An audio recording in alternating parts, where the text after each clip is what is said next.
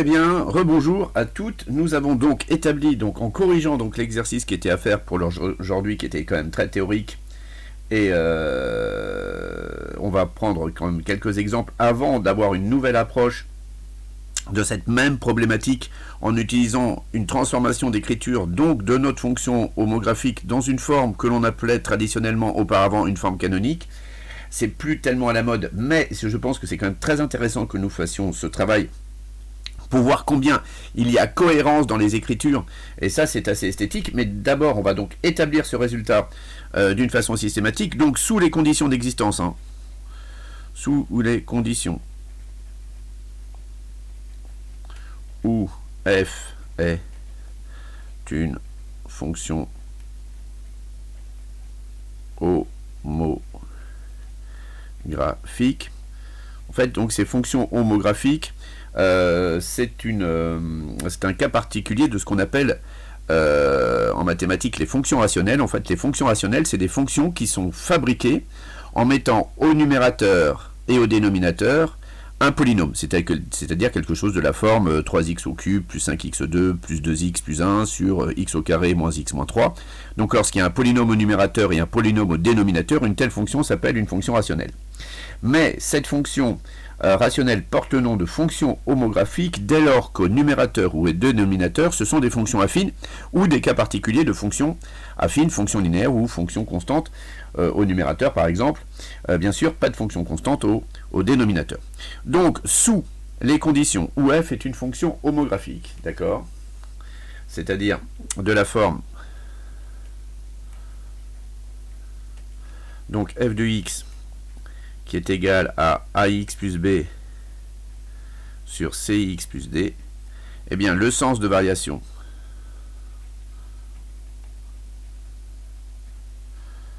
de f est donné donc par le signe de AD moins BC, en ce sens que si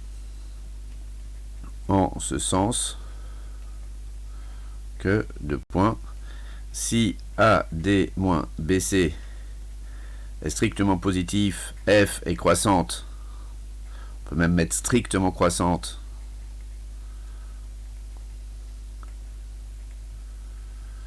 sur chaque intervalle de son ensemble de définitions, et si AD moins BC est strictement négatif, eh bien f est strictement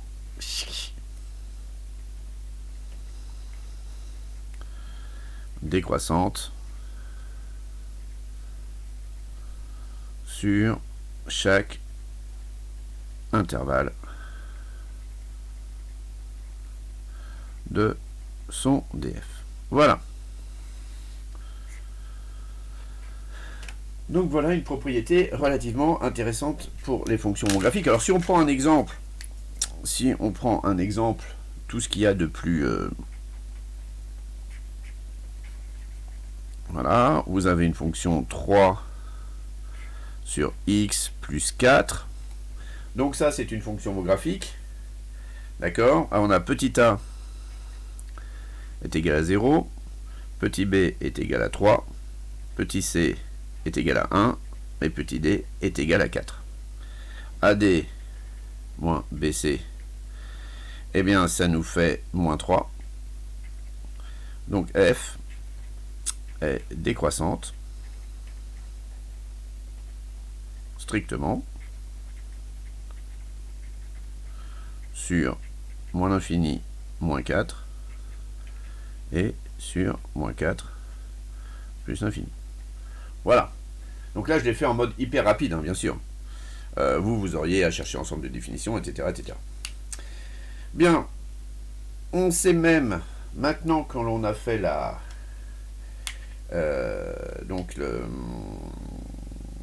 démonstration, on sait également que notre centre de symétrie, donc il a pour coordonnées donc ici, et que CF donc possède donc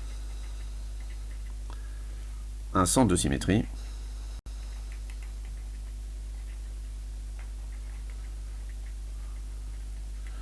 Donc oméga, deux coordonnées, donc moins 4.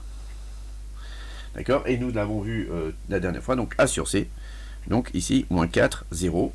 Donc en fait, moins 4, 0, c'est un point qui est sur l'axe des... C'est un point qui est sur l'axe des ordonnées. Donc il serait intéressant que vous regardiez, que vous vous amusiez donc à tracer ces courbes sur GeoGebra par exemple, de façon à bien avoir conscience de la présence de ce centre de symétrie. Voilà. Bien, continuons donc nos investigations intellectuelles. Si vous voulez, on peut faire un deuxième exemple quand même. Je sens que vous aviez peut-être besoin d'un deuxième exemple. On va prendre par exemple, un deuxième exemple. On va prendre f de x est égal alors à x plus 4 sur x plus 3 par exemple. Voilà. Donc cette fonction, donc elle est définie, on est bien d'accord, sur moins l'infini, moins 3, une ou moins 3 plus l'infini. Donc ici on a bien a qui est égal à 1, b qui est égal à 4, c qui est égal à 1, et d qui est égal à 3. Et si je fais AD moins BC, donc AD moins BC, ici il est égal à moins 1. Et donc cette fois-ci, ma fonction, elle sera décroissante sur donc chacun des deux intervalles qui constituent son ensemble de définitions. Vous voyez que ça va très très vite pour étudier le sens de variation d'une fonction qui est comme ça, dès lors qu'on a fait l'effort donc de faire la démonstration, ce qui n'est pas le cas de tout le monde. Mais c'est quelque chose qui est maintenant admis d'une façon assez globale en classe de première et de terminale, que le sens de variation donc d'une fonction homographique dépend du signe de AD moins BC. Voilà. Bien, alors, poursuivons donc nos investigations intellectuelles avec toujours, et c'est ce qui me tient à cœur beaucoup, c'est ces transformations d'écriture. D'accord ? Les transformations d'écriture d'une fonction, elles ont énormément d'importance. Là, je vais vous donner donc la forme qu'on va appeler la forme canonique des fonctions homographiques. Ça va être une autre expression de f qui va nous permettre d'avoir accès, lorsqu'on sera en classe de terminale, en tout cas aux primitives des fonctions de ce type-là, c'est-à-dire, vous verrez à l'époque ce que c'est qu'une primitive, et donc il faudra penser que, effectivement, grâce à cette transformation d'écriture, vous aurez accès à la primitive, ce qui ne sera pas possible sous la forme ax plus b sur cx plus d. Bien. Il est fort probable que la prise d'initiative de la transformation d'écriture ne soit pas de votre fait, mais soit bien sûr induite dans l'énoncé. D'accord ? Dans l'énoncé, vous aurez plusieurs étapes où on vous donnera des écritures différentes de f, et ça sera à vous de bien comprendre ce que chaque expression de f a comme utilité par rapport aux problématiques qui vous sont évidemment proposées. Alors généralement, dans un examen, la transformation d'écriture est faite, et en dessous, il y a l'utilisation de cette nouvelle transformation d'écriture qui est utilisée, mais parfois, c'est quelques questions plus loin que cette transformation d'écriture peut être utile, donc il faut quand même rester vigilante par rapport à la lecture de vos énoncés. Bien, donc nous allons passer donc à la transformation, donc c'est-à-dire à la forme canonique d'une fonction donc homographique. Donc je repars sous les conditions bien sûr du fait que ma fonction soit homographique.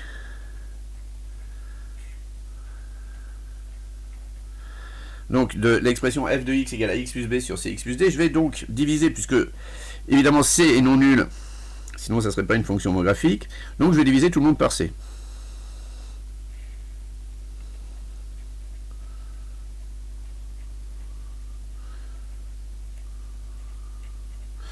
Alors pourquoi je fais ça? Pour me faciliter en fait l'apparition du facteur x plus d sur c au numérateur.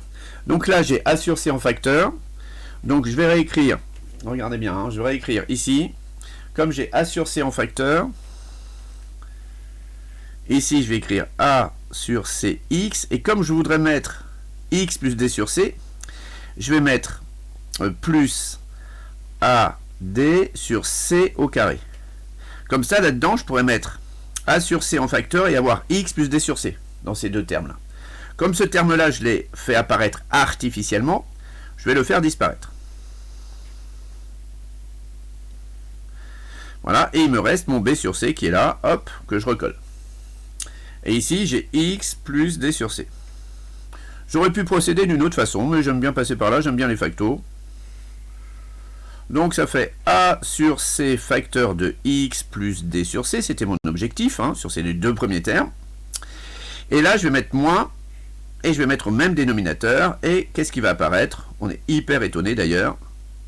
AD moins BC. Donc AD moins BC sur C au carré, le tout sur X plus D sur C. Le temps est venu de faire une scission ici. F de X est égal, donc je vais séparer à ce niveau-là mon écriture. Donc ça va me faire A sur C facteur de X plus D sur C sur X plus D sur C. Donc ça va simplifier, ça va me faire A sur C moins, il va me rester donc AD moins BC sur C au carré, X plus D sur C. Voilà. Et là j'ai ce qu'on appelle la forme canonique de ma fonction homographique. Donc AC moins AD moins BC sur C carré sur X plus D sur C. Voilà. Alors, plusieurs observations. D'accord ? Plusieurs observations sur cette forme canonique. Ici, A sur C, on retrouve, d'accord, on retrouve l'ordonnée de notre centre de symétrie. Ici, X moins D sur C va nous permettre d'avoir l'abscisse de notre centre de symétrie. Et ici, le responsable du sens de variation, AD moins BC, est présent là. Voilà. Donc, dans cette expression canonique, nous avons effectivement toutes les informations qui sont nécessaires à notre compréhension donc, de cette fonction homographique. Alors, peut-on redémontrer tout ce qu'on en a déjà démontré en utilisant cette forme-là? Évidemment. Voilà. Alors, d'une façon pratico-pratique, donc ça c'est la forme canonique. Hein. Voilà. Alors, on va regarder comment ça fonctionne. Hein. Donc, forme canonique.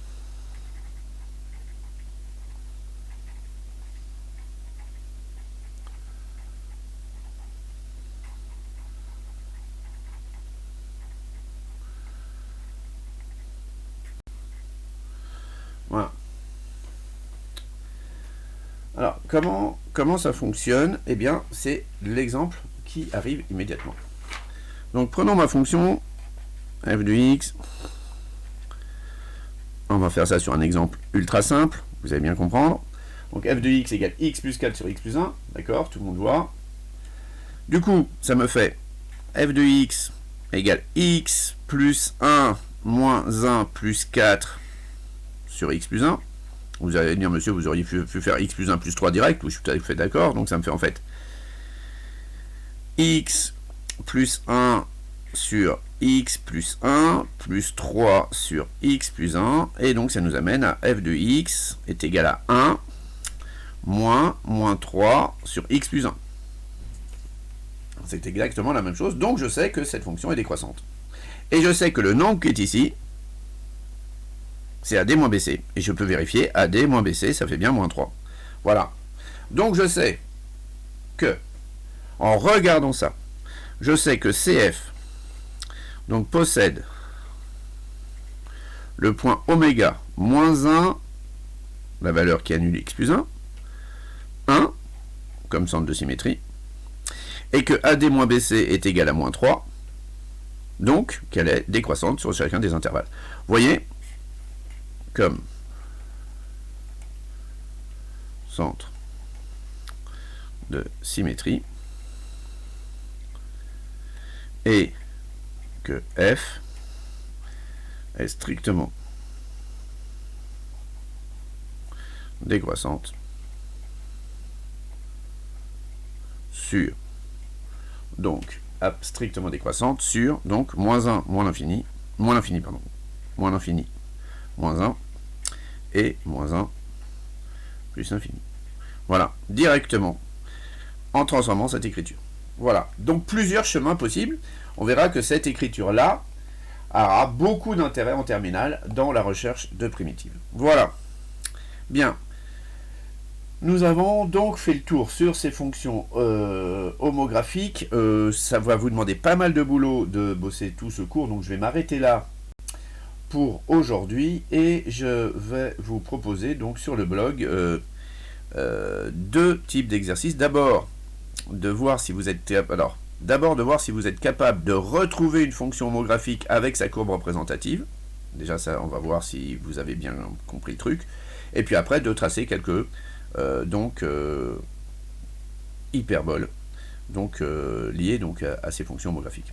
Voilà, on s'arrête là pour aujourd'hui. Je vous souhaite une excellente fin de journée.